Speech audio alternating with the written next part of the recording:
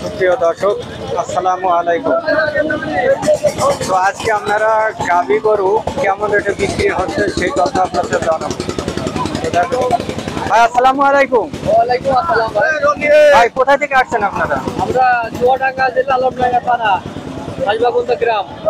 আলমডাঙ্গা থানা। তো কি গরু কিনছেন আজকে? আমরা গাভী গরু কিনছি ভাই। কষাই গাভী গরু। কষাই গাভী গরু। কতটা কিনছেন আজ? কয়টা কিনছেন আজকে? গরু আমার আজকে কিনেছি প্রায় 30টা। 30টা। তো গাভী গরু এটা কত টাকা মন দরে কিনছেন? এটা মনে করেন 27, 28, 26 গরু বুঝে 27, 28, 26 বাজার বুঝে এক এক দিয়ে এরকম বাজার হয়, এই লেভেলে কিনা। তো মোটামুটি বাজার কেনার মতো আছে। মোটামুটি বাজার ভাই কেনার বাজার বেশি, বেচার বাজার খুব কম। বেচার বাজার খুব কম। কেনার সময় সোনার দামে কিনতে হচ্ছে 1 বাজার থেকে আরেক বাজারে বেচতে গেলে ভাই আমরা বেচতে পারছি খুব লস। এগুলো কোথায় নিয়ে যায় বিক্রি করবেন? এগুলো আমরা নিয়ে যাবো 9 মাইল, শিয়ালমারি, ডুগডুগি, আলমডাঙ্গা। ওখানে নিয়ে যাবো বেচতে।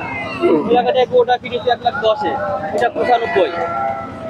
এটি 95, ওটি 1,10,000। 1,10,000 তারপরে সব এভাবে কিনা আছে। সবাই আমাদের কিনা।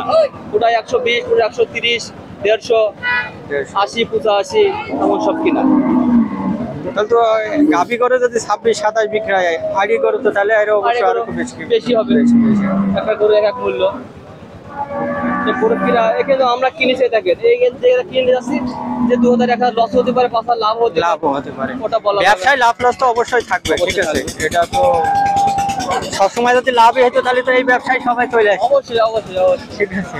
কিন্তু খাদ্য মালের দাম বেশি, আমরা কিন্তু গরু পুষে ভাই আমরা লস। হ্যাঁ, ওইটা যারা পড়ছে তারা কম দামে দিলেও মানে আমরা পাচ্ছি না, ঠিক আছে। এটা তো অবশ্যই।